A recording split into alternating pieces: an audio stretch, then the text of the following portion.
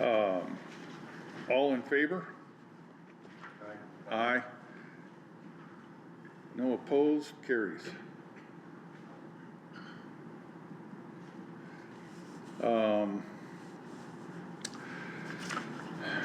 Next thing on the agenda is an update on the status of joining the road and the water board. That does not look promising at the moment, at least. I attended the last water board meeting, I think it was the last one. And the water board was unanimously opposed. My personal opinion was that because Boyd was opposed. They didn't have any valid reasons for being opposed to it. Boyd, in a private conversation with me before the meeting, days before the meeting, told me he liked the idea, but this was not the time. And my personal opinion about that is whenever somebody tells me now is not the time for something, and then they can't tell you why, it means they don't want to do it, but they can't think of a valid reason not to.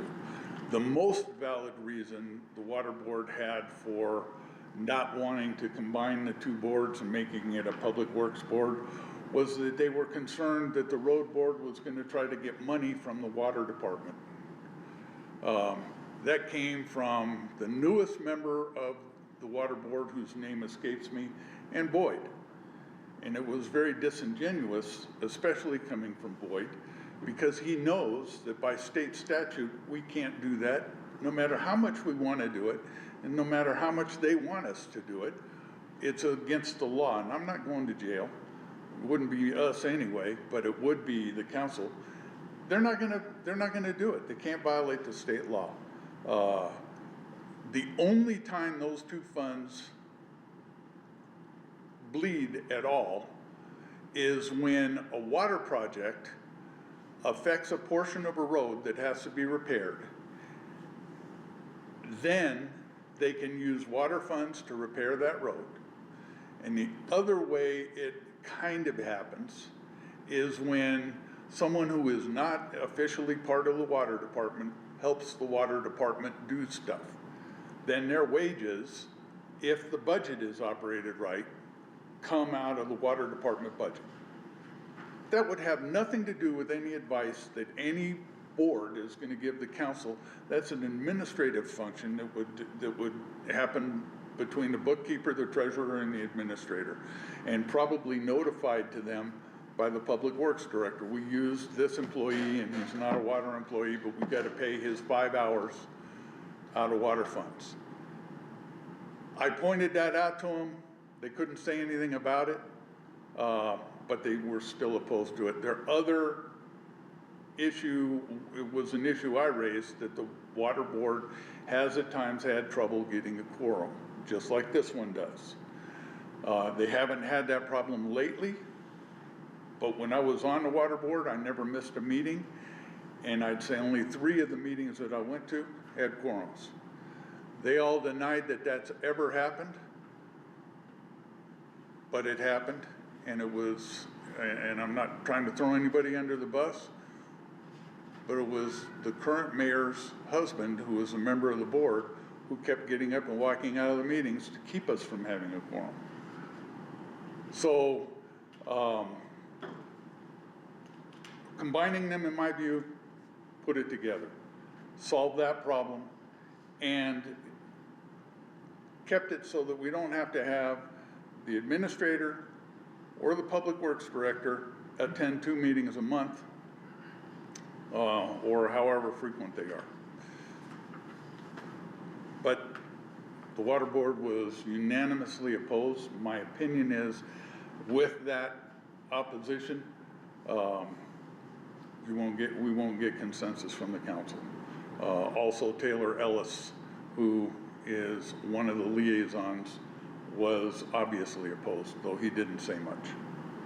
So that's where we are with that. I'm fine with going ahead, continuing to go forward as a road board without combining them. but I still think it's a valid issue, and if now is not the time, one thing about time, we always get more. We can come back and revisit it in the future. I'm open to any comments from anybody. Well, I'd like to see the road board get its shit together first. I would too. I mean, I would too. I'm all for that. And I think we're headed in that direction.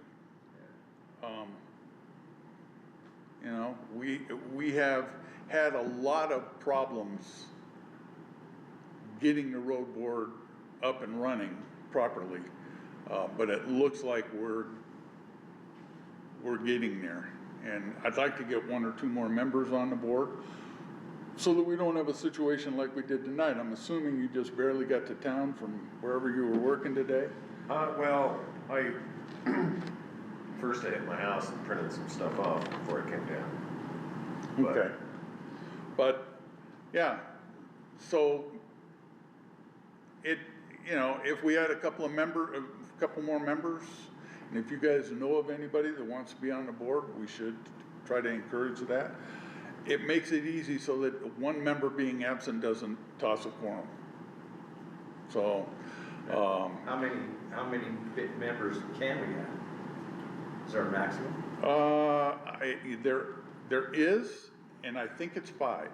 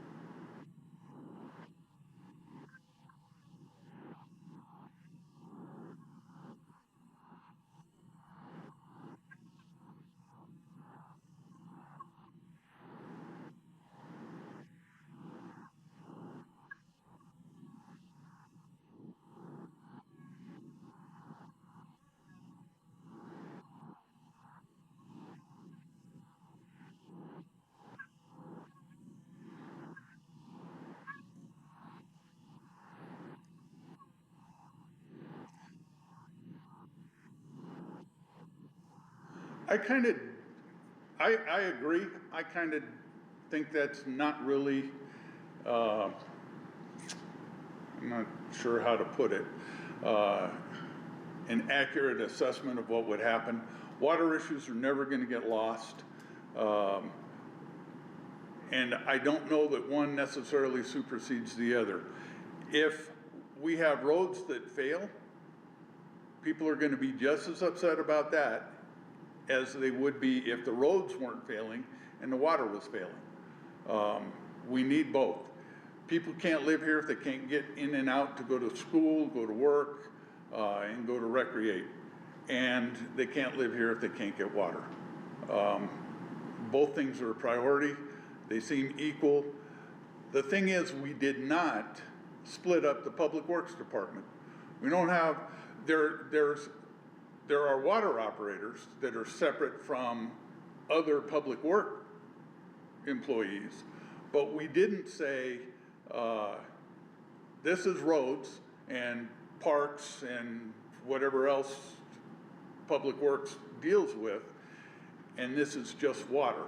Sometimes water employees work on roads. Sometimes road employees work on water. Public Works seems to be doing okay as a unified department. Kind of makes me wonder why we can't have a unified advisory board looking over the whole thing. It seems more like somebody's concerned about their fiefdom than they are about, efficiency and practicality. That's my opinion. For what it's worth, I'm not running for mayor, so I don't care. Town can disagree with me if they want. But, yeah. Yes, he is.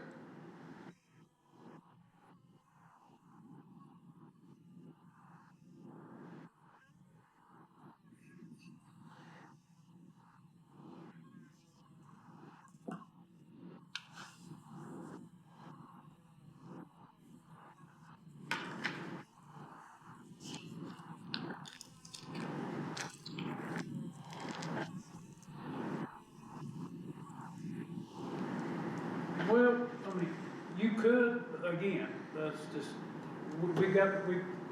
what I've got going on down there is, with me and Trevor both, is, there's a lot of harmony. I don't, not one guy's just strictly water. Because, yeah, we've got a couple guys that's on the water side. The thing about it is, I don't never know what's gonna happen, say 5 minutes from now, I need a water guy to do roads.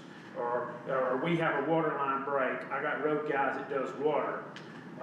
And that's the way I like to be, because you'll have that where, I'm just only water, I ain't got nothing going on today, so I'm gonna go off and do something.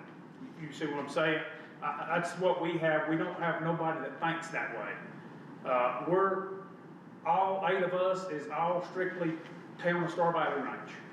You know, I don't wanna classify one person as one thing. It may be in their job description, but their daily in and out is what needs to be done for the town. So.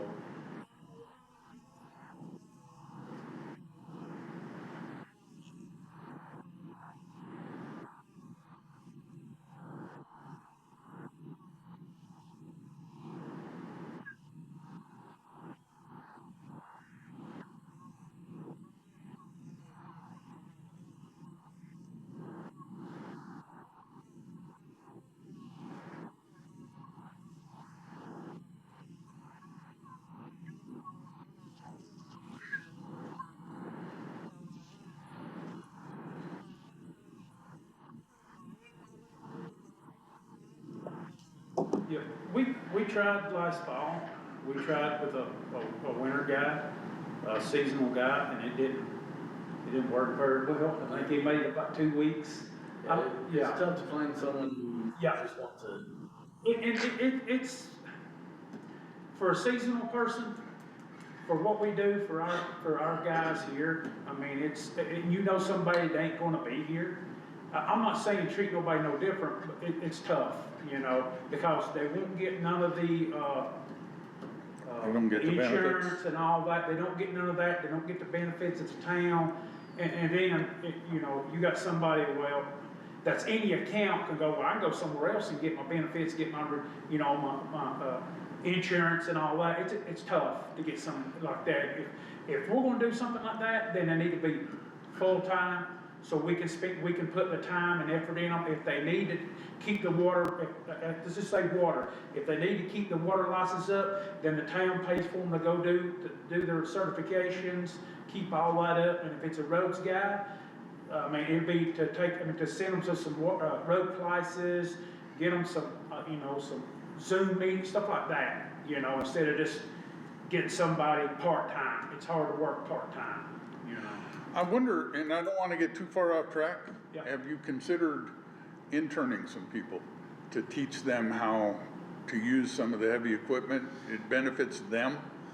I don't know what the insurance liability issues would be for the town. I mean, there's a lot of factors with it. And then what you're doing there is you're training somebody else to go off and To make go way work more somewhere money. else. Yeah, true. Yeah, and then what we turn into a training facility. That's what happens. And then the abuse gets on the town equipment that the regular operators and the regular employees here has to deal with and keep the maintenance and all that up.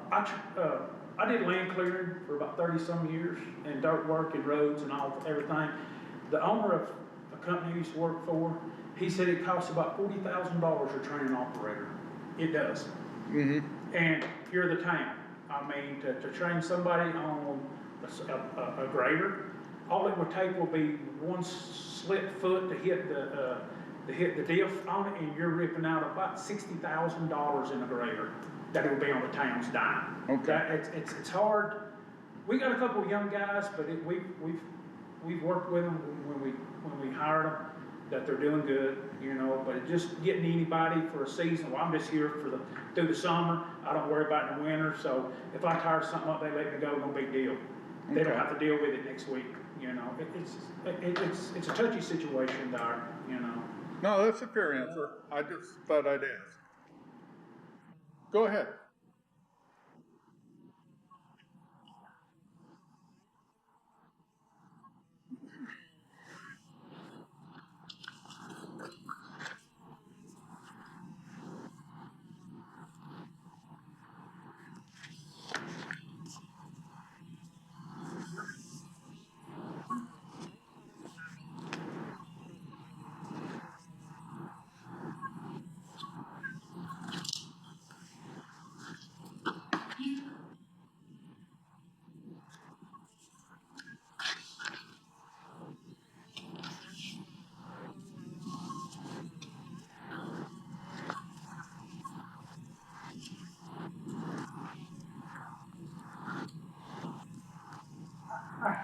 I think that's happening, I think that kind of the way it was in the past. There was before the director, it was, you had a guy over the water, then you had a guy over the roads. But it's pretty much, you can divide roads money, water money, don't come out of the same pot at the beginning. And then water gets their budget, then roads gets their budget, instead of having one guy watching over both. Again, I mean, this is the way I look at it when you're talking about combining, this is the way I try to train all my guys back when I used to train a lot of operators, is learn it all, then you always have a job. If you're just a dozer man, I may not need a dozer man next week, you're laid off. So if you know water, you know roads, think about this, some of my road guys is getting their water license. They're roads, but they're getting a water license. Sure. Because we never know when that next break's gonna be. And same way with the water guys, we never know when we're fixing to get a 30 or 40 incher snow dump, and I need guys helping push snow. You know, and that's the way I like to keep, have everything going, it's just everybody help each other. And at the end of the day, we all still riding for the brand of the Town of Star Valley Ranch, you know. Yeah. I'll say one more thing on this, and then I want to move to the next agenda item. One of the issues that the former mayor brought up at the water board meeting was that since he started the town, he's had two priorities: roads and water. Roads and water. Well, I was here when he started the town, and he may have had two priorities in writing on his desk, but his priority was water. Our roads now, and this is not a ding to the Public Works Department, this is a 20-year evolution.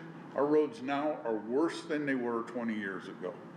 Well, they had asphalt So if, years ago. well, a lot of them did. Yeah. If roads were his priority, and he was at least a two-term mayor, he left them off his priority list for 8 years. And, I know this is recorded, he can listen to it, he can come and yell at me later. That's fine, but that's an honest assessment. I was here when it happened, and my father-in-law was on the council when it happened. So I know what happened. Roads was not the priority, water was the priority, and there was a good reason for it. Water was in worse shape than the roads were. It was in horrible shape, and we needed to fix it. At any rate, it has pretty much always been a public works department, and both ends of it have always overlapped. I foresee that it probably will always overlap. That's one reason I think we ought to combine the two. It should be an advisory council or an advisory board for the council for the whole spectrum. And nobody's priority should be one thing or another thing. It should be for the whole town. And as I've said before, water almost always affects roads. Roads almost always has an impact on water. There's no practical reason to keep them separate. We can consider all the issues. It may mean we have longer meetings, but we don't need to have as many meetings as we have. I'd kind of like to see the meetings go down to maybe not quarterly, but not necessarily every month. But we'll see. And if the problem is 10 members is too many for the council and they want 7, I know one guy who'd like to quit. So, you know, we can get it down real quickly there. At any rate, next item on the agenda is the council asked us through our liaison to do a review of the traffic codes, or the things that affect, the codes that affect, codes and policy that affect roads, since that's our purview. And apparently they have asked the other boards to do something similar. I have no knowledge about where they're at and don't really care. I started to do it, and in the packet that I handed out is a rough idea of what I have seen when I went through the town's traffic road related codes. This is like a draft policy. It's not even a policy, Trevor. It's my observations for what they're worth. And they may not be worth anything. And I'm fine with that. I don't bring my ego to these meetings. It may seem it, but I don't. But I went through the code starting with 7020, off-road vehicle. Section A, it simply expands the definition to include golf carts. Personally, I don't have an objection to that, although I find it difficult to define them as an off-road vehicle by my definition. But I get what the town is trying to do. I don't have a problem with it. I don't know where the board would be on that, and if they want to make a recommendation. The next, the code, the town code under section B permits passengers and operators to ride without helmets. I looked at the state law, and that's a violation of state law with respect to minors. All minors by state law have to wear a helmet, whether they're the operator or not. It's not enforced, but I don't think we ought to have it in the code. I'm not a lawyer, but I did study law, and every bit of law that I studied says bad law is not law you should have on the books. You should endeavor to get rid of it. We don't need, I'm sorry? No. The state law permits people to not wear helmets. I ride a motorcycle, and you don't have to wear a helmet in Wyoming, at least the last time I checked the vehicle code on it. And the same is true with an ATV. But if you're a minor, you do have to wear a helmet. I believe the state law requires minors to wear a helmet when they're on a bicycle, electric or pedal. So.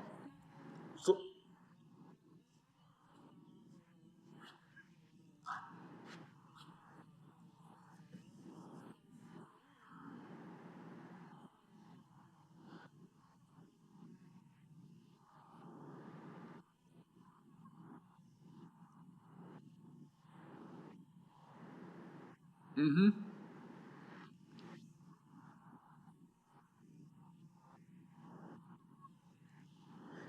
Here's the deal from my assessment, Kirsten. I don't disagree with you. We can do it a couple of ways. We can recommend to the town to take B out. However, except for the part about minors, B is consistent with state law, so it's not superseding anything. It's just poorly worded.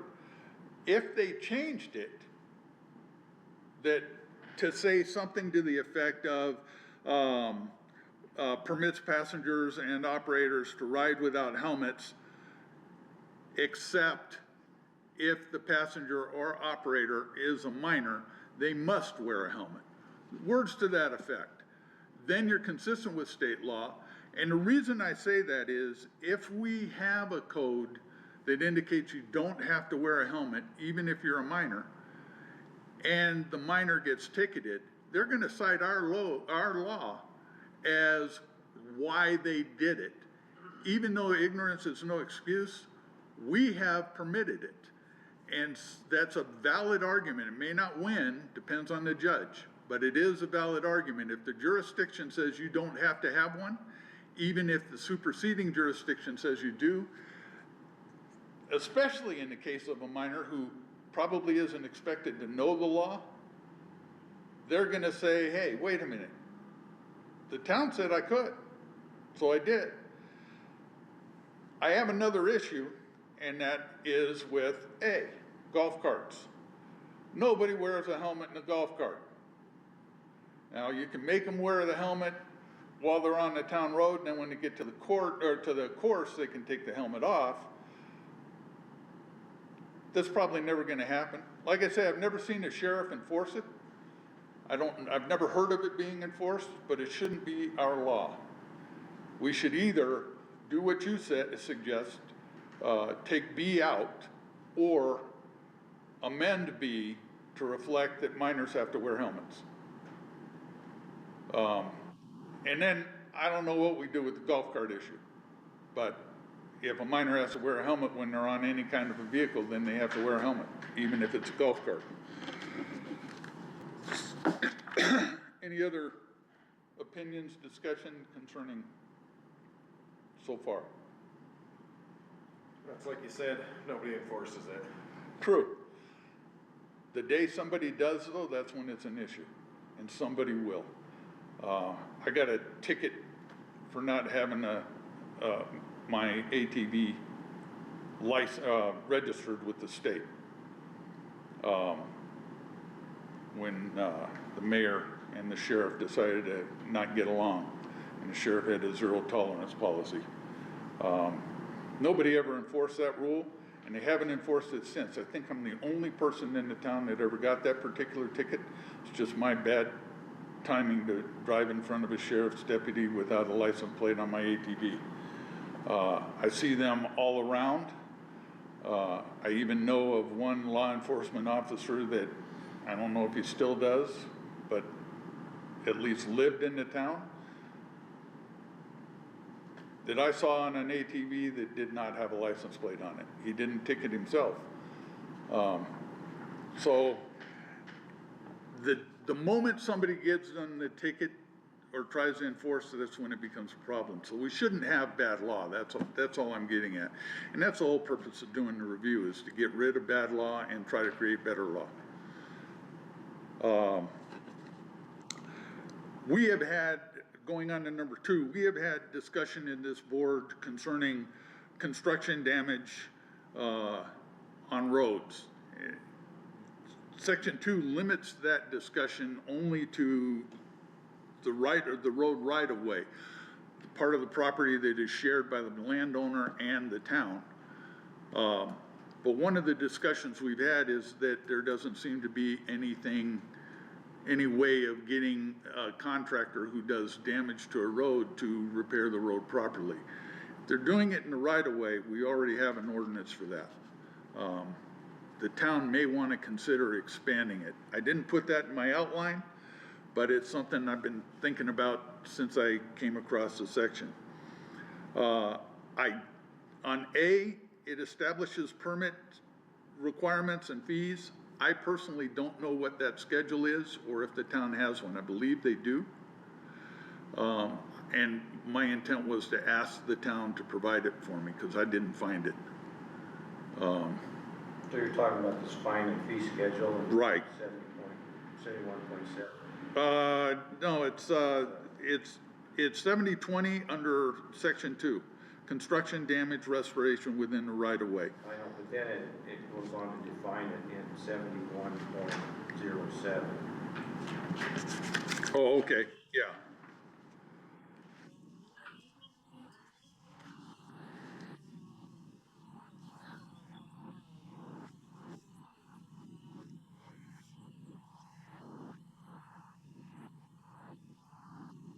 No, that comes up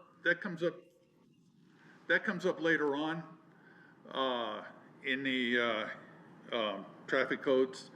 This is primarily for construction. Contractor is gonna put in a water line, they gotta dig up the right of way to put that water line in.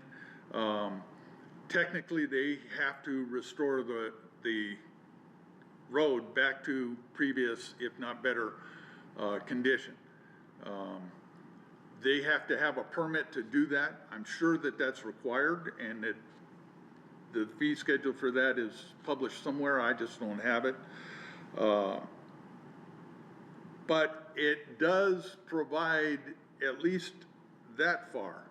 The code does provide that somebody does damage within the right-of-way, whether it's permitted damage or otherwise, they have to fix it. And I'm thinking the town might want to expand that to, because I didn't see it anywhere else in the vehicle code. When they cut across a road to put a water line in, maybe I missed it, but I didn't see it in the code showing that they had to fix that road, or pay the town to fix the road. And I don't know what the permit schedule is for doing something like that. So that's kind of what I wanted to, that's what I'm trying to address and think we need to look at.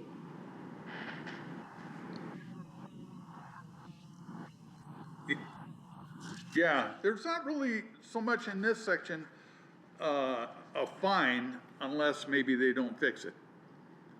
But there should be a fee schedule associated with fixing it. Have I interpreted that section wrong, Trevor? Do you think? We kind of discussed having just like, you put $2,500 up as a bond or whatever to make the repairs, and that may not cover it, but it might cover it, so. Well, that's why that's why they'd have to have a schedule. Yeah. Because it depends on how much work, how much damage they're gonna have to do to the road to get what they need to accomplish done. So they'd have to put up that, either put up that kind of money or guarantee they're gonna fix the road. Yeah, and that, someone can be cited into court, the judge can order that as part of restitution or whatever, so. Yeah, So, anymore though, no one should be digging across, I mean, someone has to get a permit to dig anywhere in the right of way. We do have issues with some people, but that's improved, but we're digging our own meter pits now because it's not right. the best idea to have people that don't operate equipment regularly digging around the water lines, so. I think we've done 30 or 34 this year, which is a lot, but we don't trust people to just go around the backhoe and come in and dig down to a water line they don't even know anything about, so. But this can include parking heavy equipment, tearing up the road, that kind of stuff as well. Right. Well, that's kind of what I saw, was that if the contractor or whoever's doing the work does something that causes damage to the road, or they've got to deal with it, but this section only talks about the right-of-way. And there's a potential for doing damage to the road that isn't within the right-of-way. So the right of way should be anything from edge to edge. I mean, the road's here, the right of way's here, anything including the road in that right of way. Where it becomes difficult though is if you have a gravel road and somebody wants to track it up, tears it up. I mean, how do you Right. say, if they drive over and smash it down, like there it is, it's gravel road again. That gets really difficult on a gravel road. If they tear up asphalt, chip seal, it's a little easier to deal with. We have in the past, we've had them, tire up, chip seal, and we would go and charge them for like the bags of coal patch. If it took 30 bags of coal patch, we would charge the contractors. We've done that before in the past. How about for the time? How about for your And labor? that's everything, know, Okay. whatever it is, to fix it back, you know. Third is not Vale, is Lower Valley and Silver Star. We've got a good relationship with them. I know Lower Valley, you know, did their, the power and all that with the conduit. But the thing about it is with them, is, let's just say we have an incident and we hit a power box. But we've helped them in the past, you know. Now, I mean, that's for big entities, but like you said, now, a contractor, yeah, we've done that before, is, hey, okay, it's gonna take this to fix it, and we've worked it out that way, you know. You know, a lot of that stuff is probably discretionary. If you have a working relationship with Yeah. an established firm, Yeah. I don't think the idea is to punish. No, The idea is to recoup funds and correct the problem. yeah, My big thought there was that maybe it's on the site somewhere, I didn't find it. I didn't see the fee and permit schedule. I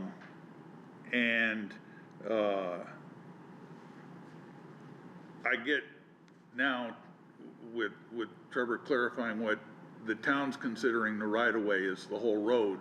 When I look at a right-of-way, it's not the road is separate property. I don't own the road, you know, except as a taxpayer.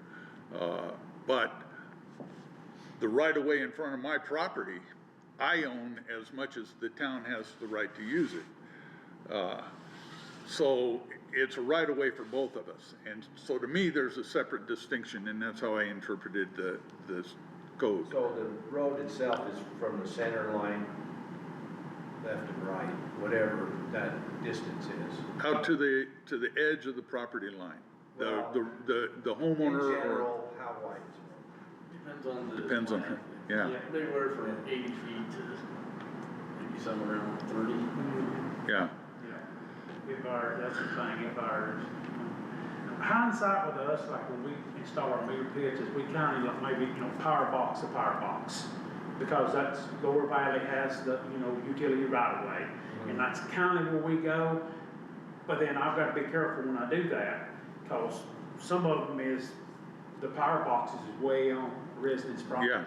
We may not have 3 feet now, you know, but we may have 25 feet on this side, that's just the way the road was built.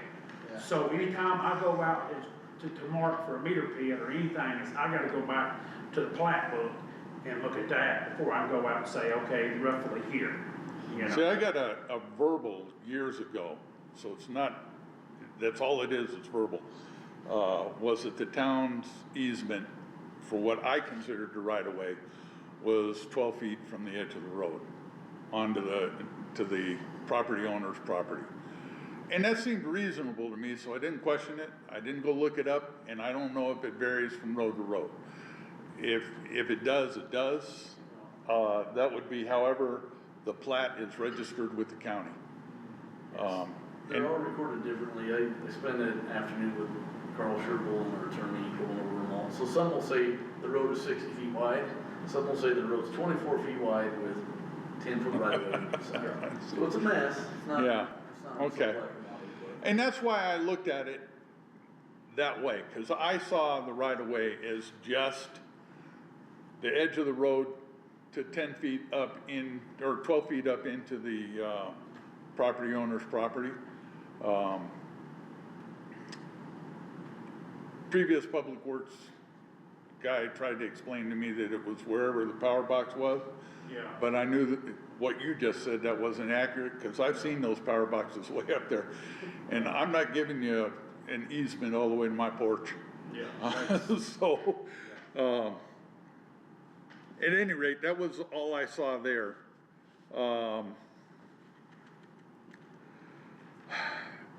There is a problem, and our town code does this repeatedly in different sections. It assigns the damage caused by an improperly parked vehicle to the property owner. Now, there's 2 ways to read that. One is the property owner is the owner of the property that was improperly parked, and that could be the way to look at it. But that's not the way that's not consistent with what the town code does in every other section. It interprets property owner as the person who owns the real estate that the car is parked in front of. And they can't do that in code. Number one, this is constitutional democracy still, and the Constitution guaranteed us that our accuser has to prove we're guilty. They can't just codify that we're guilty because we own property where a crime was committed. So again, it's bad law. They can't, well, that's the wrong word. They can write the law any way they want. They can't guarantee enforcement. And if you can't guarantee enforcement, you shouldn't have the law. All our laws should be laws you can guarantee enforcement if we can prove the violation happened and who the accused person, and that the accused person is the person who did it. I can park a vehicle in front of Trevor's house improperly, because maybe I don't like him. And then he has to pay my fine? And that's what the town is doing. I don't think it's ever happened. I don't think the town has ever tried to force somebody to do it, but I can give you a personal experience. My wife posted a picture of a bonfire she had in the backyard, and 4 days later, the SMO wanted to issue me a ticket because she posted on Facebook that she had a bonfire, and the bonfire did not have a cover on it when she took the picture. Problem with that is, without the metadata, you don't know when that picture was taken. It could have been taken long before the code was in that said you had to put a cover on it. It could have been taken somewhere other than our property. You don't know, but that's how they were gonna do it, and that's what I mean by bad law. You can't just say, oh, you did this, we know you did it wrong, here's your fine. You actually have to prove it. Yeah, I agree with you, Aaron. There's sections that say this is prima facie evidence. Yep. It doesn't, just because you wrote that in there doesn't mean that's it. It doesn't mean anything, and you shouldn't have it. I agree with what you're saying there. And it goes down further. In all prosecutions for alleged violations of this chapter, the owner of the vehicle or property shall be prima facie presumed. It's the same thing. We have a right to a burden of proof. They have to prove us. Prima facie flips the script. Prima facie says there is enough evidence on the face of it to say you did it. Cops look at that as probable cause. Yeah. Reason I can search you is there's prima facie evidence that suggests that you've got something you shouldn't have.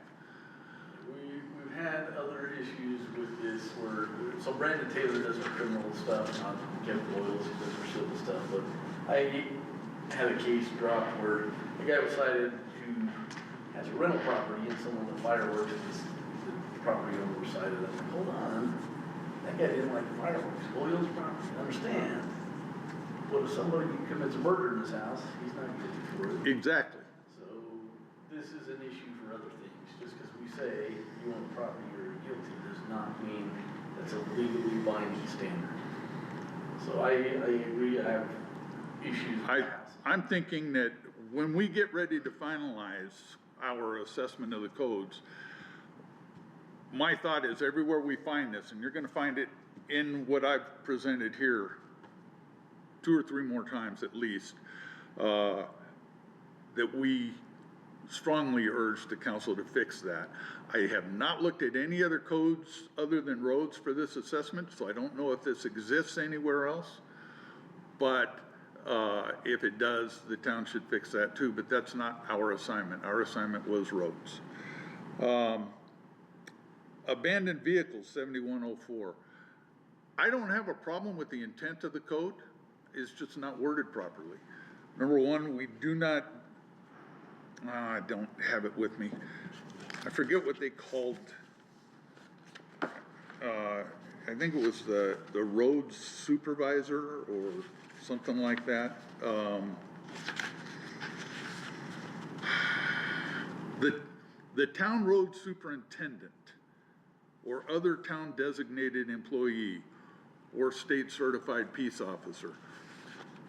If an abandoned vehicle is on a road in the town, the town road superintendent can have that vehicle towed. To my knowledge, the town does not have a town road superintendent, so we shouldn't be codifying that that person can do something. My suggestion, and I don't know how Trevor would feel about it, is that we change that, and it's in red, to town administrator. I kind of see him as the superintendent of the town, so if we have a road superintendent, it would be the administrator, but that's my opinion. I don't know if he wants the burden, or if the council wants to give it to him. But it just seems like we should change it and title it. The other consideration, because the code allows the town to designate other employees, I don't want just anybody, like, and I'm not putting anybody down, but I don't want just the town clerk to go around and decide, okay, that's an abandoned vehicle, let's have it towed. I think it needs to be somebody that has some understanding of what the rule is, why it's there, and what constitutes a violation. I would not have an objection if the town wanted to assign that that ability to, say, the Public Works Director or to the SMO. Either seem appropriate to me. And then certified peace officer is kind of a given. They've already been trained. In California, we called it post-certified. I don't know what they call it in Wyoming. But by the time you have all that, and that to me would be the recommendation anyway. If Trevor or Zach sees an abandoned vehicle, they should probably call the sheriff and say, hey, come out here, check this thing out, let me know if it's abandoned, and if so, tag it and have it towed. And I'm sure the sheriff would be willing to do it. That's kind of what we pay them. It's kind of their responsibility. So I'm looking at I like the section. We got to change the wording, and we ought to specify a little more about what the duty ought to be. If Trevor says, Zach, I want you to be the road supervisor, Zach should probably call the sheriff and say, hey, look, this vehicle looks abandoned, it's been here for 3 days, come check it out for us, rather than him just call whoever the town would call and have it towed. Parking restrictions, 7105.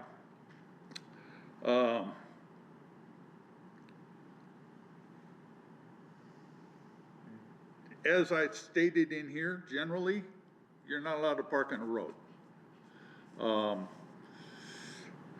There are some exceptions. One that I kind of chuckled at was if there is an event and the town's parking lot's overflowed, you can do it. I can see where some people would say, well, hey, I'm having an event at my house and my parking lot is overflowed. I understand there's a way to come and ask the town for permission. It doesn't say that here. Yeah, there's not really a formal way of how we give permission necessarily. We probably should examine that. The other thing, and I believe it's in red, is currently, and this also comes up under snow policy, currently, since we're not allowed to park on a town road, if the town leaves us a significant berm that our vehicle cannot get over, we've got an inherent problem. I live a mile from the closest parking lot, which means legally I have to bring my vehicle back down here, park it, walk home, get in my garage, get my implements of destruction, destroy that berm, walk all the way back down here again, get in my vehicle and go home. The town should at least provide the same exception for being able to remove the obstruction the town put in our easement without running the risk of getting a ticket. So far, I don't know that anybody has been ticketed, but the exception should be there, and there's another reason for it. Because, and you'll see it in snow policy, because we are responsible for what we place in the easement. If the town plow comes by and plows into our vehicle, the code allows for the town to blame us for that. And I can tell you, I think everybody is the same. I've parked my vehicle in front of my driveway while I've gone and cleared the berm. I think probably just about everybody else does the same thing if they can't get in.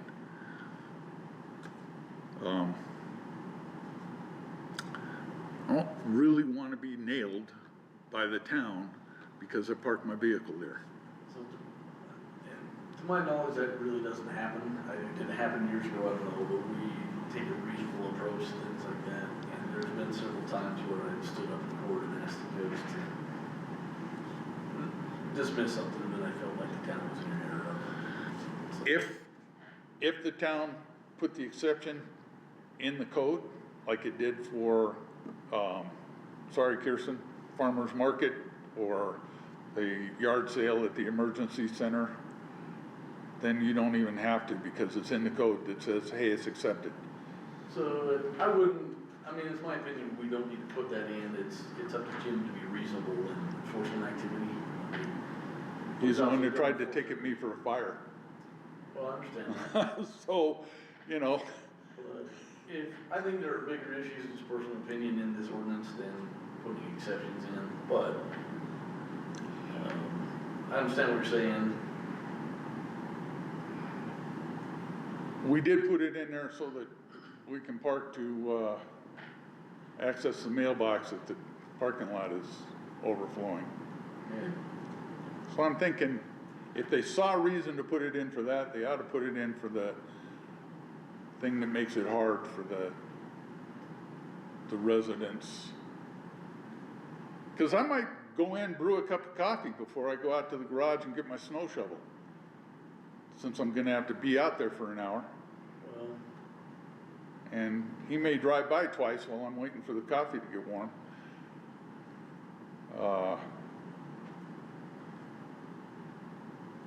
It's kind of why I see it.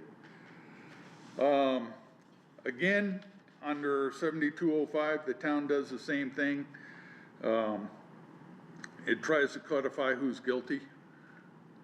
I've hammered on that. I just mentioned it again. We probably should get rid of that everywhere it appears. 7205, or I'm sorry, 01 on snow removal policy, the general. I didn't see anything that I considered needed changing. But 7202, I saw a fair amount. It gives the snow removal vehicles and equipment an assumed right-of-way requiring regular traffic and pedestrians to yield at all intersections and on all roadways. That is state law with respect to state highways and state operators, which is not what we have here. Here, we've got residential. And we also get something that state highways don't get, typically, and that's 6 and 7 foot berms at all intersections, where we might not even see the plow that we're supposed to give right-of-way to.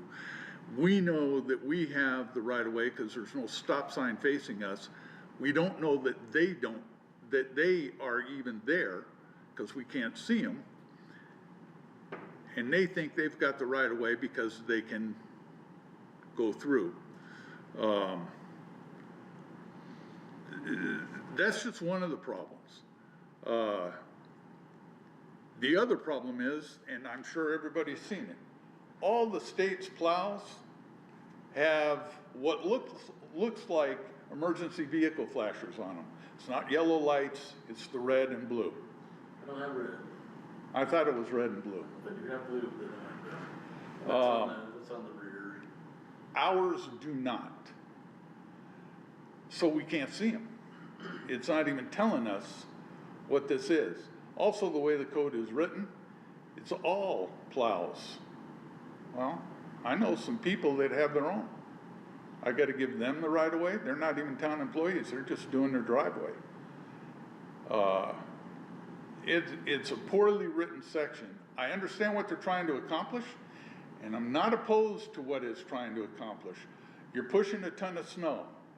You're going 20, 25 miles an hour, and if you stop, in order to start pushing that snow again, you gotta back up and get up some speed and push, and you still may not be able to get it.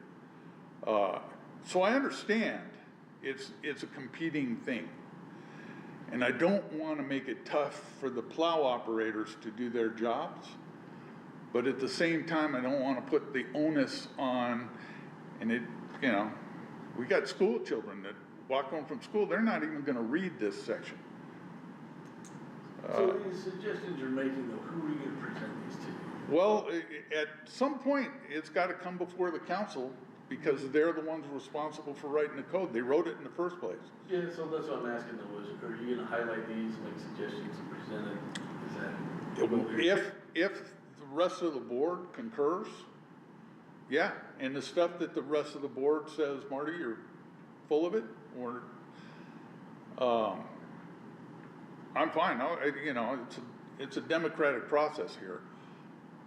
I'm just making the case that these are the things I saw in the code that I think need improvement. You can't tell a 10-year-old kid who has learned that he's allowed to walk down the road that he's got to give right of way to a vehicle he can't even see. There's a problem there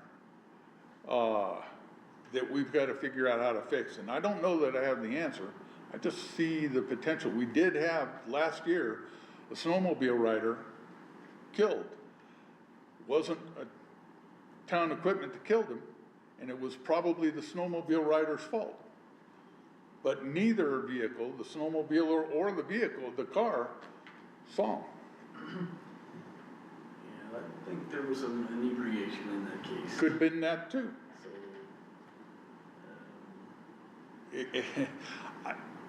All I'm getting at is that when the way we plow our roads, and I understand a lot of the limitations, I'm not trying to make it harder on Public Works.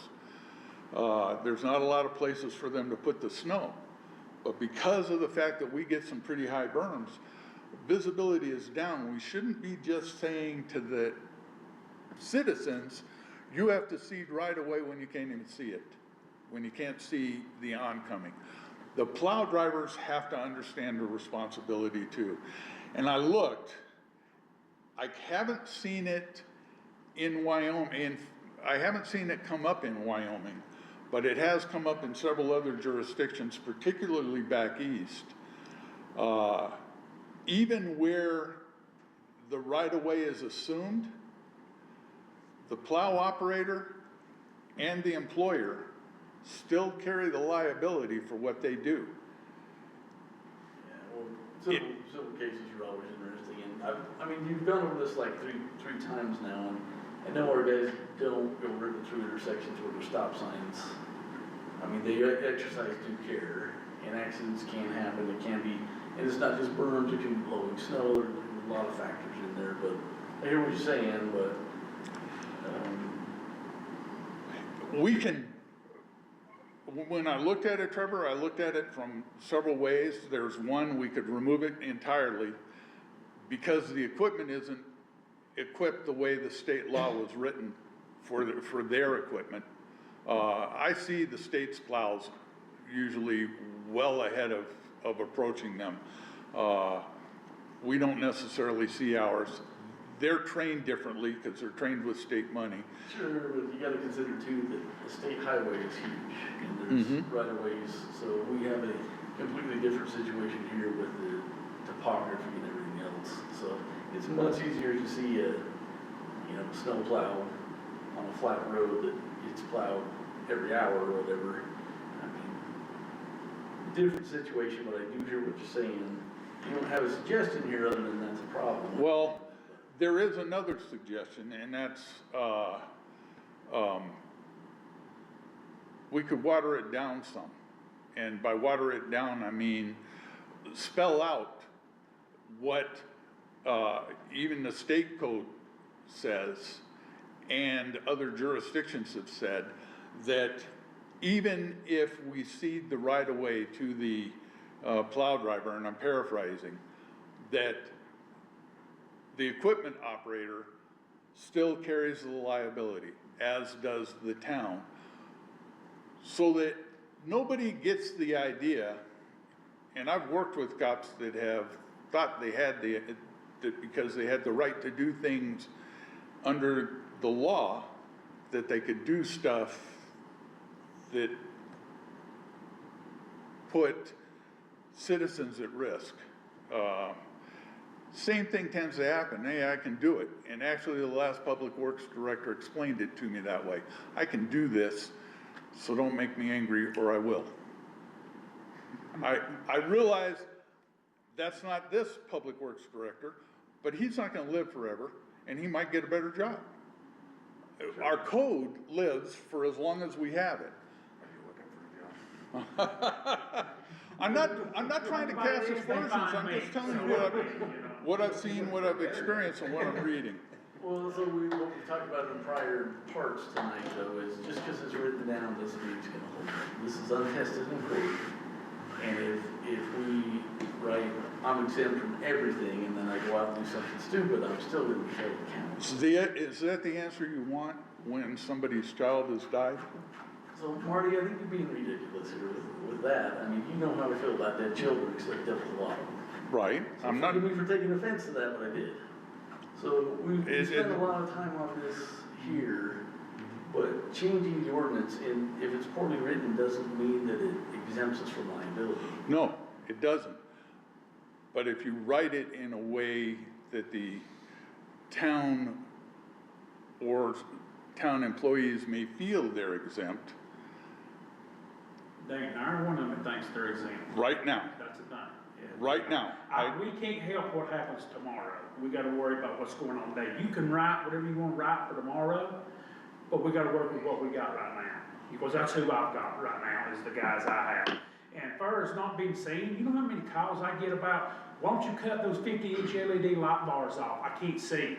Or when we pull up to the stop sign, is the residents wave us on, because they want us to plow in front of them so they can get out, because their road may not be plowed Right. at the time, you know? And- Or why you have all the flashing lights? It shines through my house when you come by my house.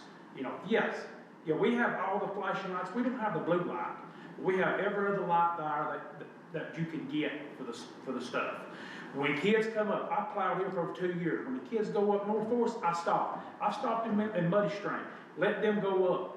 Now, they're sitting on the side of the road, but they let me go on up so I can plow the road, so they can walk and plow the road. I've had them wave me on, you know, and I see the other guys do it too, you know. So yeah, we take care as much as we can, but accident is, you know, you try to prevent an accident, that's why it's called an accident, but I'm not trying to water that down, is we do everything that we can do. So you can write it up however you want to, but accident's gonna be accident, but once we release that the residence has full, that they have the right of way for everything, and then we don't have the right of way, we're not blowing through nothing. That's why we plow at night.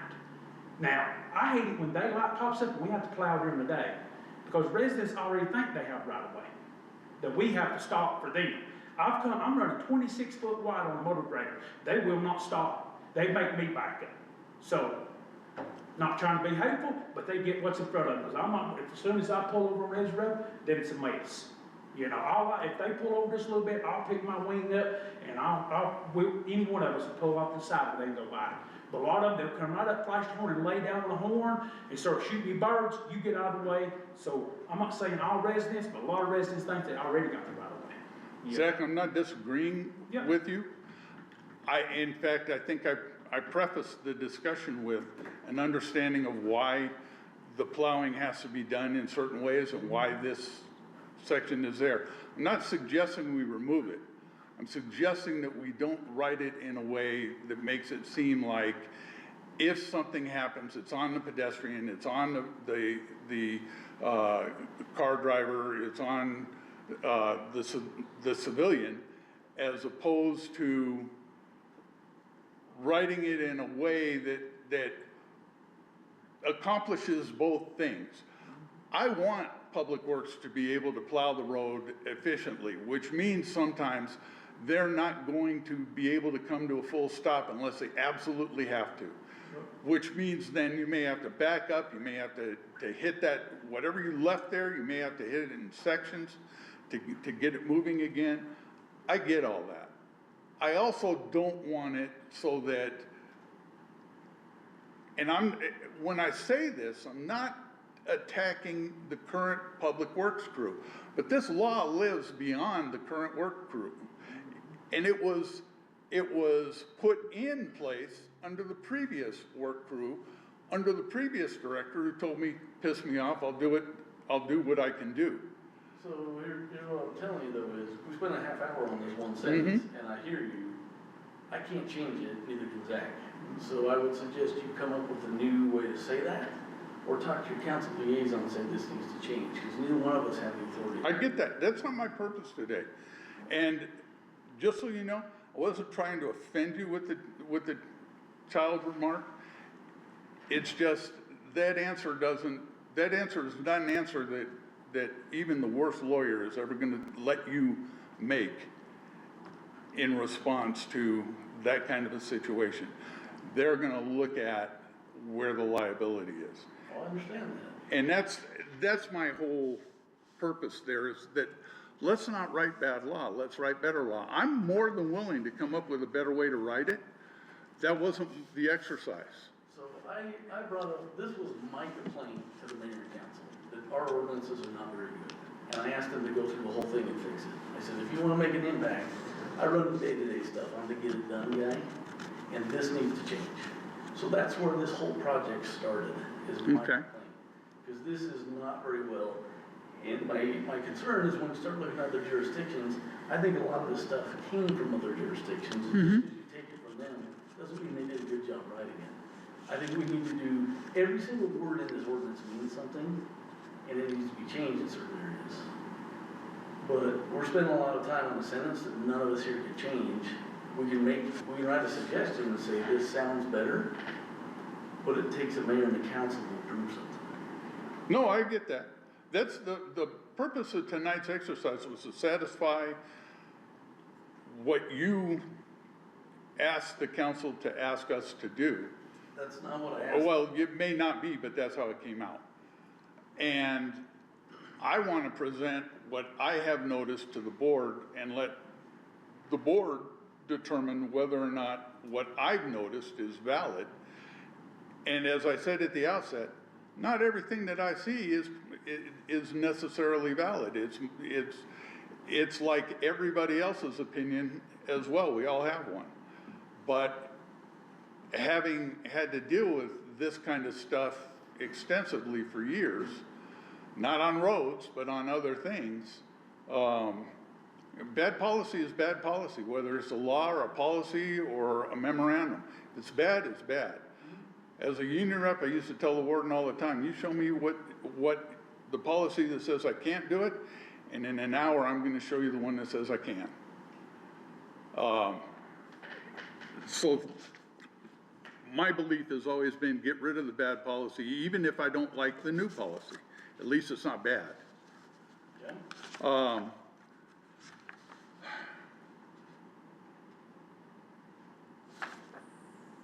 The rest of it, again, comes down, the rest of what I have comes down to the issues of violations, which we've already discussed. It's the whole prima facie thing. You can't point at, just because somebody lives there, that they're the ones who did it. And the town really, and I don't know where else it exists in code, but the town really needs to look at that, and they should look at it sooner rather than later, because it's really bad law. I agree with that. So, at any rate, this is why I typed it up. You guys should consider it. You can come back next meeting, which will be in November, and tell me that you think I'm full of it. I'm fine with that. Like I said, I don't bring my ego to it. What's this part about C Title B, Public Works? Oh. Regulations around fire hydrants? Yeah, I'm sorry, I did skip over that. I'm gonna give you a brief history. About 4 years ago, there was a snow removal policy that included as the fifth of 5 priorities, removing snow from around the fire hydrants. I noticed, and I'm not the only one, that there were a lot of fire hydrants, probably easily 50%, that were covered so high in snow that you could barely see the flag that designated there was a hydrant there.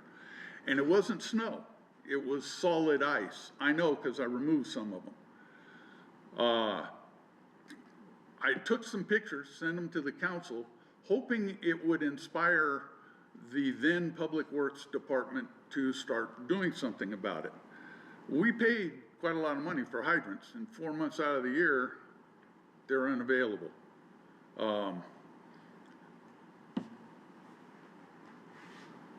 The result of that was a new snow removal policy that took that priority out of the policy.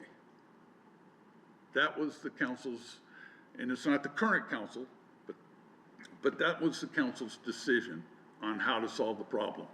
Rather than make sure that the town isn't covering up the hydrants or clearing them if they do, they just said it's no longer a priority.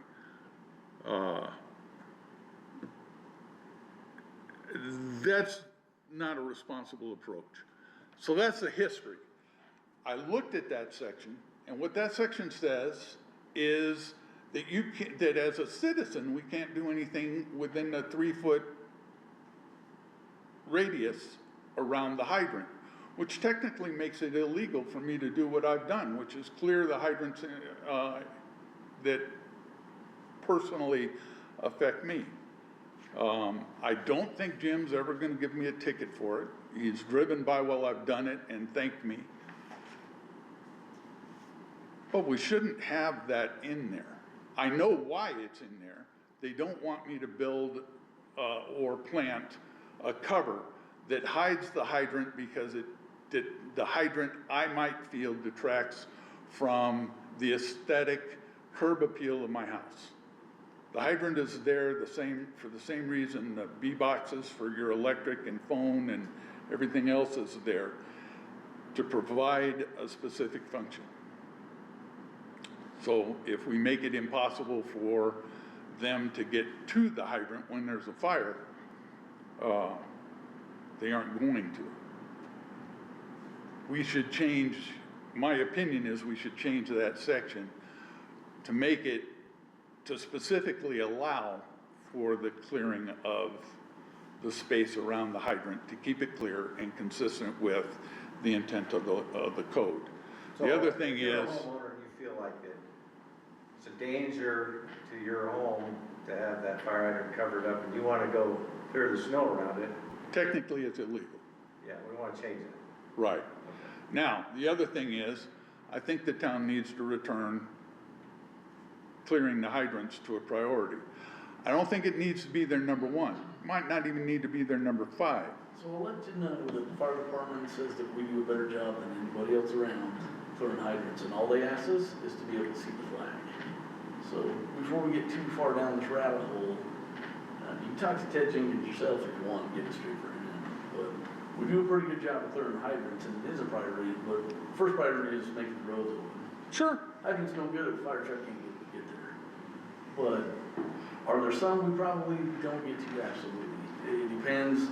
And just so everybody knows, I cleaned house when I got here. I get rid of people we couldn't trust. We had 3 guys plowing all the roads last year, and that was pretty much it. That's Trevor, why I we get- had them competent to do the job. Excuse me for jumping in, but I get the impression you think I'm trying to pick on the town. I'm I don't not. think you're picking on us at all. But I'm trying to do the assignment, which was clean up the code.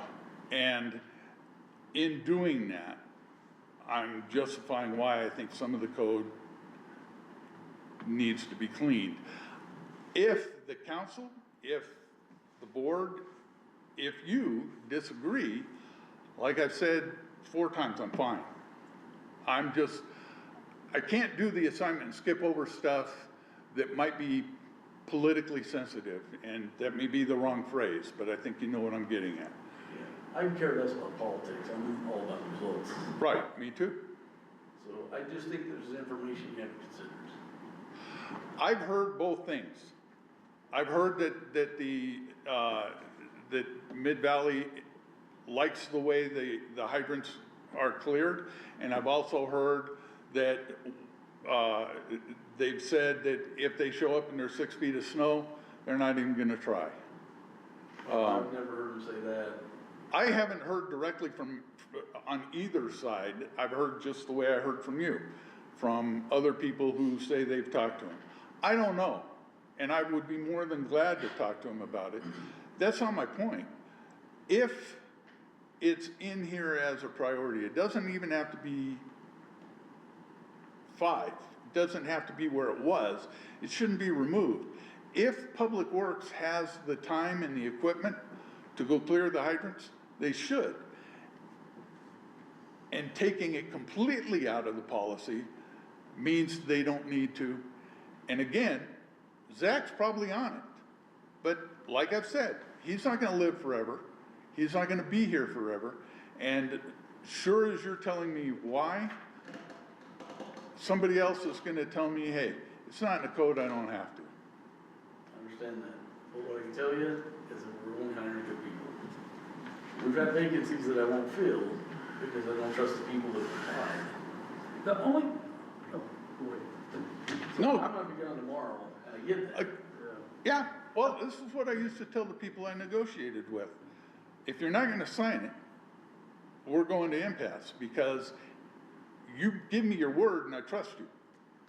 But you're not always gonna be here, just like I'm not. You want me to sign it, you've got to also. It's the same thing with code. The code is set down so that when the founding fathers leave, the next fathers have a code to operate by. And if they want to change it, they can and should. But if we're writing or omitting things from the code that ought to be there, or writing things that shouldn't be there into the code, those are the things that when I'm given an assignment like this, that's what I look at that we need to fix. Now, if the council doesn't want to fix it, if you don't want to fix it, if the board doesn't want to agree with me, I'm fine with that, but they can't agree or disagree if I don't suggest it, and you can't fix it if I don't suggest it. And that's all I'm doing. I'm making my case for why I think it ought to be approached, but you guys can tell me to pound sand, and I'm fine with that. I've pounded more sand than most beachcombers. I'm good with it. So that's all I'm getting at there. It ought to be something that Public Works looks at doing when the opportunity is there. And I'm not thinking they're sitting at the yard playing dominoes. I think they're doing stuff that they ought to be doing, but maybe this ought to be moved up the ladder, and if it's not in the policy, it may not get looked at.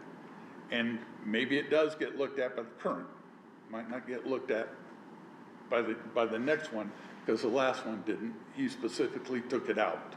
Yeah, I understand, and just because it's written down doesn't mean the next guy's gonna look at it either. But True. I can tell you the true we have now, and it doesn't have an idle minute a day. I'm not criticizing this crew. I've told you before, and I told Zach at the last meeting, I've seen an improvement, significant, since the changes you're talking about have been made.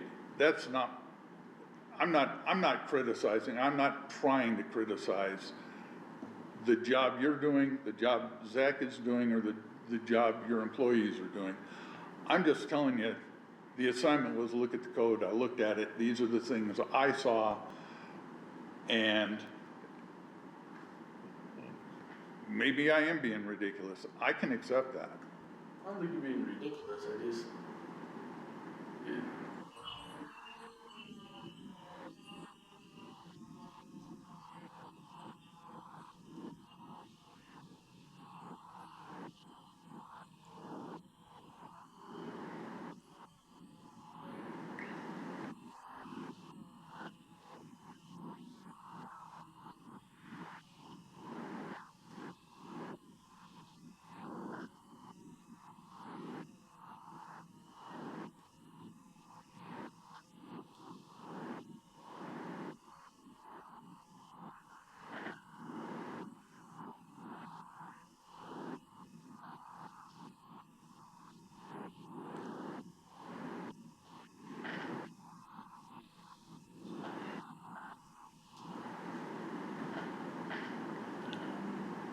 So you write any way you want, but my personal opinion is you have to have the right people. Because they're not gonna follow anything in there if they wanna be lazy or dishonest. It's all about the people that you hire. So our guys do prioritize this. But I can't tell you what's gonna happen next year. I can't tell you where Zach's gonna be in a year or 10 years. So it's all about the people that you hire. You can't enforce what you don't have as a rule. But you don't even have to have a rule for these guys to do it, is what I'm saying. For these guys, this code lives longer than they do, What theoretically. I'm saying is, it doesn't matter what rule you write down, you have to have the right employees to do the right work. Sure. Just like, you know, there are cops that go out in the middle of the night, pull up behind a gas station and go to sleep for 4 hours. There are rules that say they're not allowed to do it. I worked with some of those guys. One of them became the agency secretary. But if you didn't have a rule that said you're not allowed to go to sleep on the job, when the sergeant walks up and says, "What are you doing sleeping?" He says, "I'm doing my job. There's no rule." All I'm suggesting is that it's the same with a 25-mile-an-hour speed limit. If I want to go 50 up Vista, I can, and like they say in Jersey, anything's legal if you don't get caught. But if there's no speed limit and I do 50 up Vista, even if I get caught, it's legal. All I'm suggesting is we put it in a policy so that it's there, and then if whoever hires the next crew and they aren't doing their job, the citizens can go, like I did, and say, "Hey, it's in the policy, you should be doing it." And when I did, what they did was took it out of the policy. That's why it's not in the policy. It's not a criticism of Zach, it's not a criticism of you, it's what happened. I understand, you've said that at least 5 times, and I get it. But how long do you want to talk about it? Until we write it down, and you and I can't change that, it's gotta be a council decision. I support it. I'm not arguing that we need to change this ordinance. Okay. here, but- I don't want to say it any more times than is necessary, Trevor. What I'm getting at is that every time I've said it, you've taken it as if I'm criticizing the crew. I'm and not, I'm but not. this is I feel like this is not an efficient use of my time, because we keep going over the same ground. That's what my complaint is here is, I mean, Zach's probably been here since 5:30. Mhm. I've been here since 7, and I'm just tired. I get you. You know, I get. So that's what I'm saying is, I've heard you, Zach's heard you, the board's heard you. Do we wanna keep talking about the same thing and move on? I'm fine. Well, the thing about it is, and this is all I'm gonna say, no matter what you write down there, if we're gonna get them as quick and fast as we can get them. No matter if you've got one sentence or you've got 20 pages about a fire hydrant, we're gonna get them just as much as we can. If you just wanna set it up to where, if it's 2 inches, we have to do it, we're gonna do the best we can with it, and that's the way it's always been. I don't know, like I said, the pace, whatever, is the pace, whatever, this is a new day, and we're just gonna do the best we can with it. You know, we know if there's a fire or whatever, they gotta have a fire hydrant, but like I said, they can't get to it if they can't get up the road. So yeah, the roads are gonna be first, and the guys do at night, try to do and get the fire hydrants. But the thing you gotta look at too is cleaning fire hydrants, is that all the way around or is that just front of it? Cause right behind the fire hydrants is somebody's property. And if we start pushing snow and tearing grass and tearing dirt up, that's what we had to do all summer, is had to do repairs. So just think of that. A lot of times we may just get the front of it and then go on, but we don't own behind the fire hydrant. So, yeah.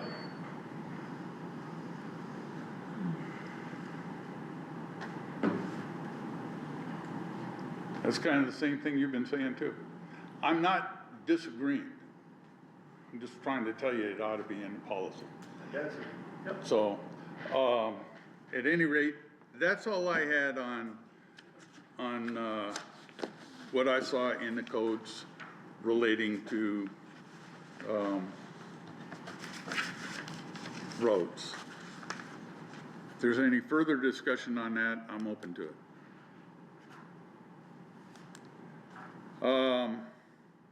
There's no public here, so that agenda item is done. The next thing to do is set a date for our next meeting. I'm gonna be out of town most of October. So I'm looking at not having a meeting until November.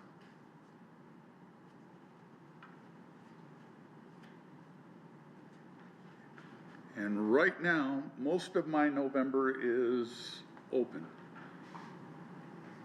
So I'm open to suggestions, or we can stick to the, 4th of November? yeah, we can stick to the first Tuesday. That is election day. I don't know if we have an election this year.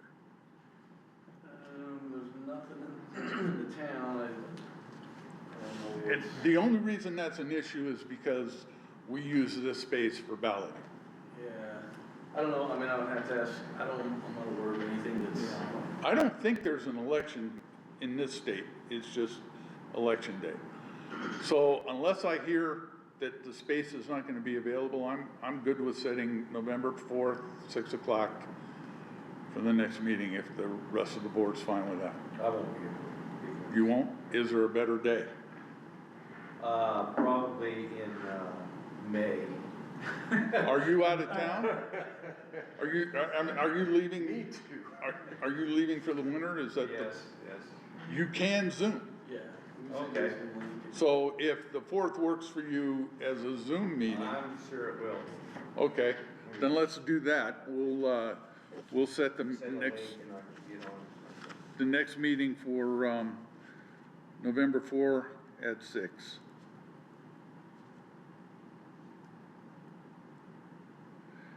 And now I'll entertain, unless there's any other discussion, I'll entertain a motion to adjourn. Well, I was gonna try to get some kind of a system for the board to where we can evaluate these projects that are upcoming and the ones that we've already, spent money on, which one of them is that culvert pipe in Vista West. I don't know what the purpose of it was to begin with, why that needed to be done. Nobody's ever said why. And did it satisfy the need? I don't know. Well, first of all, it took away the unsafe of going off in that gully, and What was unsafe about that? probably the several vehicles that we pulled out, running off in there, because that road's crammed and it slides off. And if you want that road chip sealed, it had to drop the grade. Okay, well, it's So- unsafe now because it narrows over the culvert pipe. Got 32 inches, our road's 8 by 26. And then we got it drop- guardrail it going in drops out there. 15 feet on both sides, What, so. have you ever been up north? There's no guardrails on it. They will be, they're already bought, sitting at the yard. We're gonna put guardrails on it, yes. All right. Yep.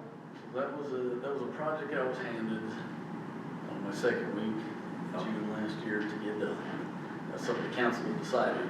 I wasn't here for any of those conversations. I know we talked about it before. Yep, that's been talked about ever since I've been here, and It just goes to show though that no matter what we do, somebody comes and complains about it. Well, Well- I'm not complaining about it, I just want the money to be well spent. Well, And I know that- money if- spent on it. that If I- bid was, how much, 66? I think that one was, I can't remember 66 or 79. One Well, of them. anyway, it's over 60,000, and we done it for about 5,500. The rock was free, but never cost us a dime for rock, but we owned the pipe.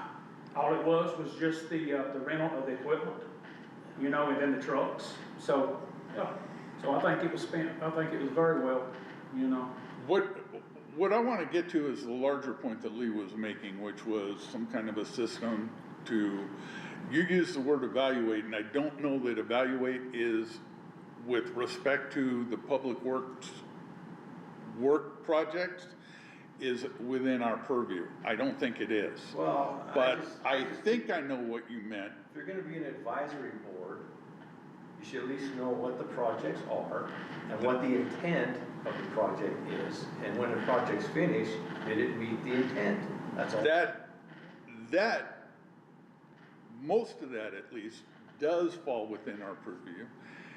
And I don't know how we coordinate with Public Works and the administration of the town to get that, what you're asking for, because we've never had it.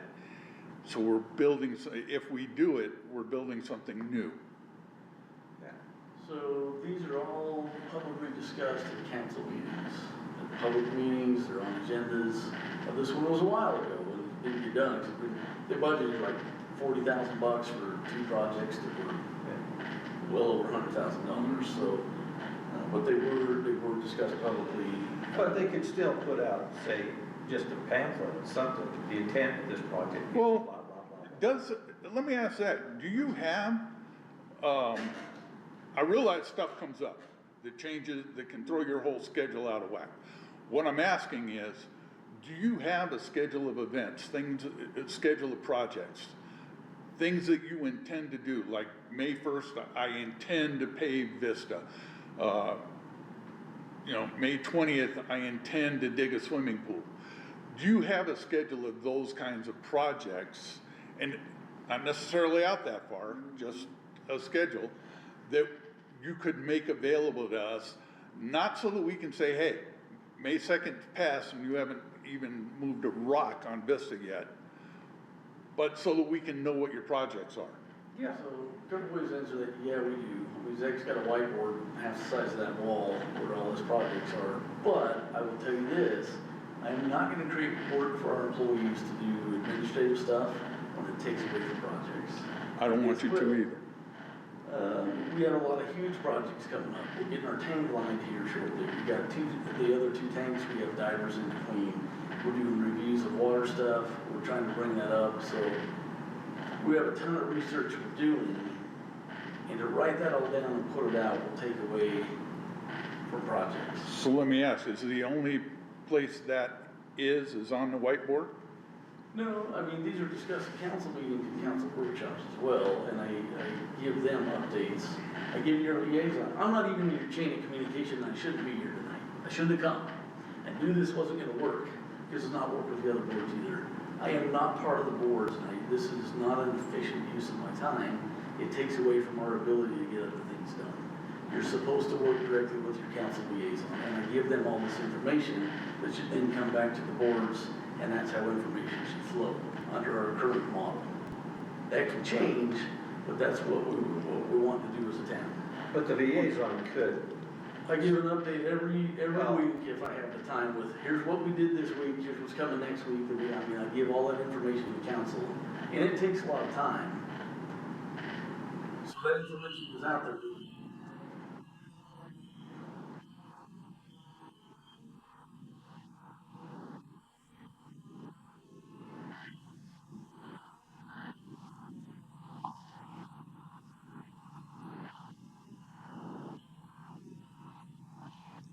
well, I Well, get that. then maybe that's the answer, and I apologize, Trevor, at least on my end, for not necessarily understanding that. Maybe then we should be asking the liaison to present, what the council has discussed as upcoming projects. Well, there's probably a project's already in the works that, we just don't know what the purpose of the project is, for one, and what the end results of the project. I'm gonna,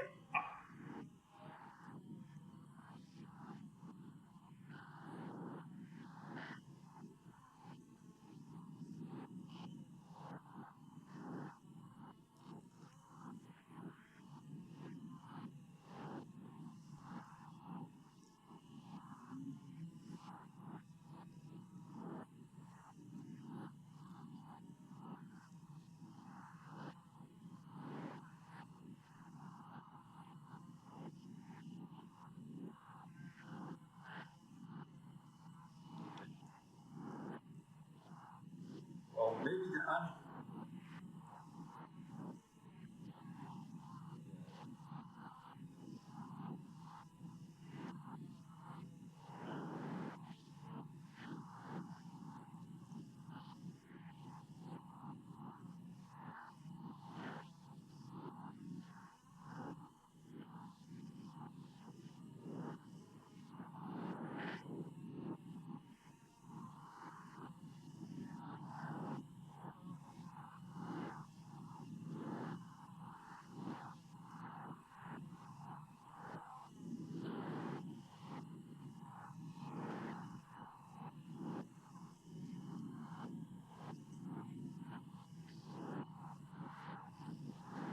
Okay, well, what I was trying to say was this deal with the culvert pipe, one of the probably unintended consequences of it is that people drive a lot faster because they can see there's no obstacle down in this ditch or coming back out. Yeah.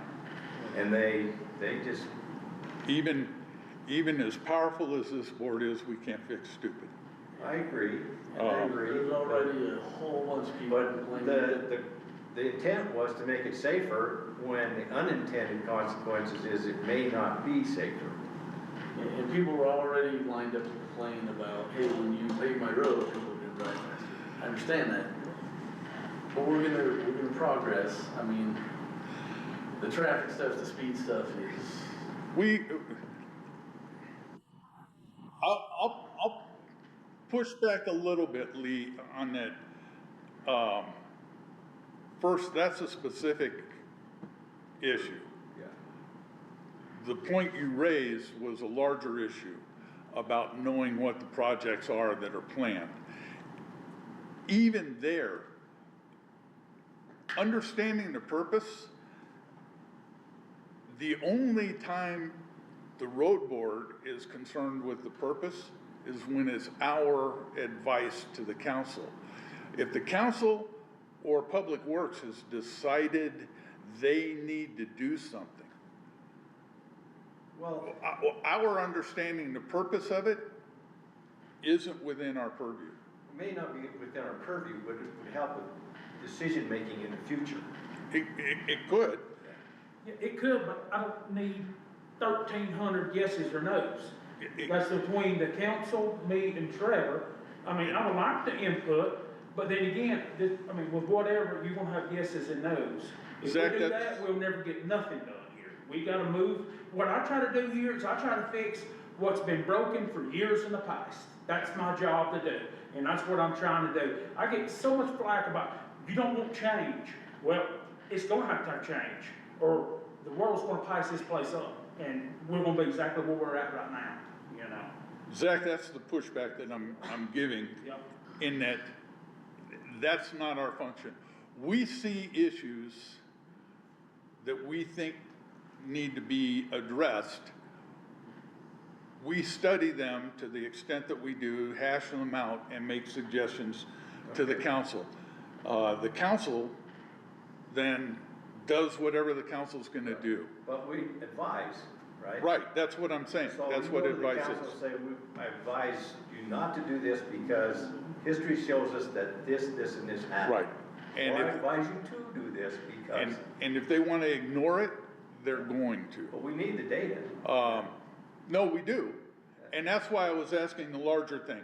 If the only real constructive place that the projects are listed is the whiteboard, then the issue is one of us needs to go down and ask Zach if he can show us the whiteboard when he's not busy. a couple other things here too, and you and I know this best of all. A lot of times it's been the two of us sitting up here in an empty room. Right. So getting back to one of the first points, you want this board to get your shit together? Yeah. I'll tell you this, get your shit together and I'll support you. Well, there's another board I told that to too, and they don't have it together, and I'm not supporting what they want. I am not providing information. If you're gonna cause me problems and create work and I can't get stuff done, or Zach can't get stuff done, it's like you can't. No, that's not the Sure. point, that's not the purpose really at all. Well, I understand, I'm just saying, Yeah. get a quorum. It's advising and making good advice. But Sure. you gotta Yeah. have the data to make the advice, so. Yeah, I understand that. Here's a quorum. Yeah. First one in a while, right? Trevor? Probably more than on anything else we've discussed tonight, I see eye to eye with you on that.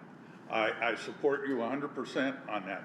We do need to have our stuff together in order to be, if we don't, even if we gave them the best advice possible, the council won't respect us, and they're gonna ignore our advice because they don't respect us. We have to show up at the meetings, we have to participate. When we get an assignment, we have to do it. Or tell them we're not gonna do it. That's valid also. They can come in with this, look at the road codes assignment, and we tell them, you know, sure like to help you, but we got 6 other things that are a priority, and this is a fire hydrant to us. We're not gonna do that today. But we can't do it if we don't have quorums. We can't do it if we're not doing the work we say we're gonna do. And you need support from us too, I understand that. Absolutely. I'll just touch on something you said though, there's decades of poor decisions that have been made here, and the council, sometimes I get to advise is, hey, we gotta fix this stuff before we can even get to this. I mean, I get beat up every week about the landscaping here, and about trees, and about weeds, but we gotta fix some roads and fix some water stuff. Those are our higher priorities, and I get it, it looks ugly. Across the street's supposed to be a park, it looks like crap, I get it. But we gotta do some big stuff before we get to some smaller stuff, and you may have some awesome projects and advice, but we might not be able to get to it in a timely manner. Just keep that in mind. I'm not gonna speak, go ahead.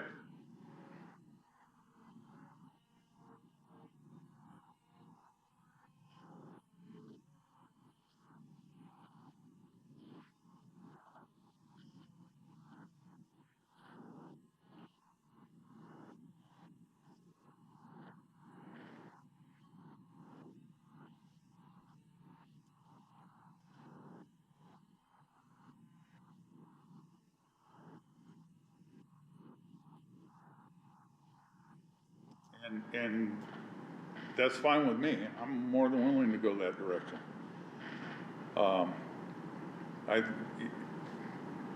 That aspect of it has never really been explained. But I think I'm not gonna beat that horse much longer. I think there's some reasons for that omission, and I'll just leave it there. As far as I'm concerned, Trevor, this is all this board was set up to do, was to help look at the projects that the citizens believe need to be done, that the council wants advice on, and then, especially when we thought we were gonna have to pave roads at $1 million a mile, figure out alternative funding sources. That burden is somewhat relieved because you guys have fixed that. At least it appears that you have, and I believe you have. And we're working on that in addition. I mean, Zach just found something today where he's gonna go to a YDOT training week, he's gotta get a certification. It's a big, lengthy, bureaucratic process, but it might open the door to additional funding things for roads. We're not quite there yet, but we're looking at stuff. I mean, Zach comes up, for every idea that the council hears about, we probably had 10 that we tried to make work out, didn't work, so we never presented it. It would be helpful to have other people looking for stuff and finding stuff too, and I appreciate what you're doing and you're trying to help, I get it. This is all a work in progress. I understand me coming in here has changed how the town functions and everything, and we're all, you go through the storming, the forming, the norming and performing processes. Public Works is performing now. Those guys got it together, they've gone through the process. The rest of us, If I've left you with any impression that I don't think the Public Works is doing a much better job than they have historically, then I have failed as a communicator, because that's not at all the impression I'm trying to leave. Can they be better? I would imagine that Zach would say they could be better. But we're always looking for a way to improve. But nothing that I have said here, presented here, is intended as criticism of the work that's being done. Yeah, So- I just want you, just like, I mean, this, I've been sitting here and listening to all this, and like I said, I don't take nothing away from our talks here from the table, but if you just can imagine the responsibility that I have, so if I don't get you into the list of what I'm gonna do next, please excuse me for that.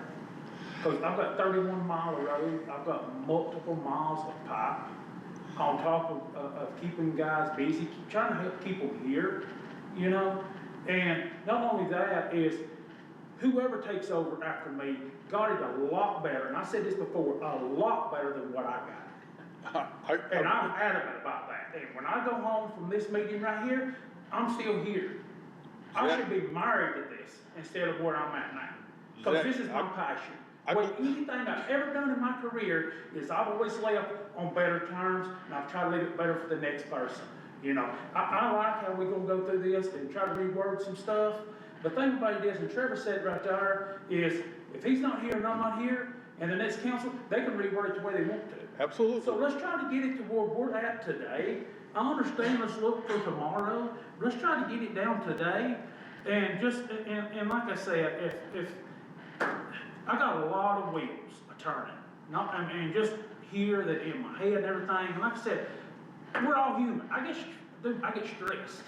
But I work my best is when I'm stressed. You know, so it's like, again, I don't take no comments or nothing about the Vista project up there, but that's something, like I said, I've heard for 3 years that nothing was never done. Heck, far, let's get it done and move on to the next project. Instead of talking and keep it going back and forth. Let's get done. I'm a finisher, I'm not a talker. I just want to get stuff done and move on to the next thing. You know, if it takes us 10 years to paint the chip seal all the road, it's 10 years. I want to cut that down to 5. But I keep sitting and talking and writing lists about what I'm gonna do next. I don't know tomorrow what's gonna happen. You know, I don't know if we're gonna have a major water leak. It takes everybody a week. Zach, You know, Zach, yeah, this is. I understand that. Let me finish. I've done wound up on this. You know, Okay. I'm not mad or nothing. This is the way I am, and this is the way I operate is, I come in, I'm already 5 days ahead. But you know what happens when I have to sit and do one thing that ain't in my 5-day planning ahead? That throws me 2 weeks behind. So yeah, I'm trudging forward. Again, I'm sorry if I leave somebody in in the wind. I'm sorry, I'll try to help bring you up to speed. But again, I'm gonna try to get you as a list when I get a chance to the next project's coming on. But you gotta think, when I give you that list, I'm probably already a month ahead of that list. That's just the way I'm gonna be. Definitely don't wanna you know. slow you down at all. You know, Zach? it's, Zach, that's why I asked the question I asked, was where the stuff is and how we get it. Yep. And I've got an answer to that. Kirsten and I will work on that. If she isn't presenting it directly at a board meeting, I'm gonna ask her to give it to me and I'll disseminate it. You guys have already received a couple of emails from me. I intend for that to get better. If you don't open them and read them, that's not on me. If you do and don't like them, that probably is on me. The other thing, Zach, nothing that I suggested in changing these codes really impacts you. It impacts only the law. The one aspect that might impact you is asking to have the fire hydrants put back in as a priority. And even there, I'm not asking it to be a high priority. I'm asking it to be on the list. And this isn't even a recommendation I'm making to the town yet, because the board has to consider it. I want to wait until the next meeting and then get feedback from the board, and we'll see what we're doing there. But I'm not trying to, through changing these, suggesting changes to codes, to changing public works. That's not the intent, and that wasn't the assignment as I understood it. So, well, like I said, so I don't think this board, I don't think that's its purpose. And if it becomes its purpose, I'm gonna leave it. And that's the only thing I can do about it, is if that becomes the purpose, I don't wanna be your boss. You already got one. So, that's it. Everything is good, but again, that's just, we can move forward, work together, and that's, again, I would love to be able to leave here and have every resident here happy. That ain't gonna happen. I like to No. have every board member happy. That ain't gonna happen. But, I mean, as long as it's my watch, I'm gonna try to do the best I can. My first responsibility is of the town. I represent the town, and that's just the way it's gonna be. Everybody's got their own agenda, and I'm not saying you just have an agenda, but everybody's got their own agenda, and agendas just gonna have to fall where they fall. You know, I'm sorry. You know? I think we're all good with that. I'll say one more thing for you, Trevor, and then I'm gonna look for an adjournment unless there's something else. I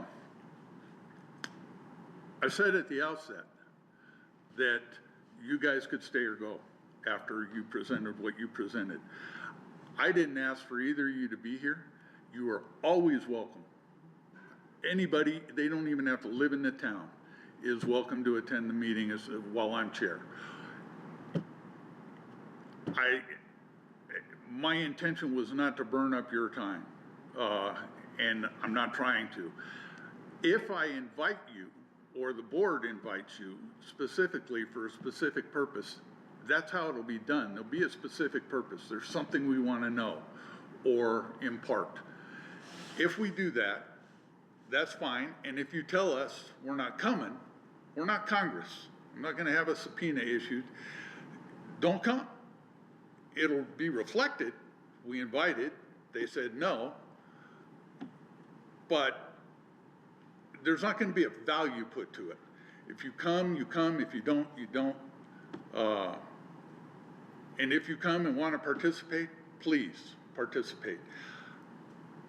I'm already well past where I wanted to be for adjournment. I know these two guys are, and I'm sorry it's affected your workday. Trust me. But if the discussion wants to go for 6 hours, believe me, I can do it.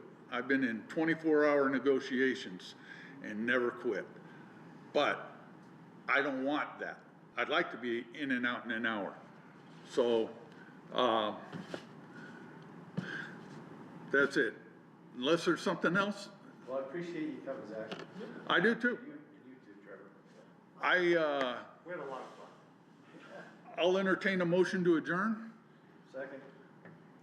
Well, actually, I need the motion. Motion to adjourn. Okay. I second it. All in favor? Aye. We're adjourned at 8:15, an hour and a half longer than we should be. Thank you. At some point, we'll talk here.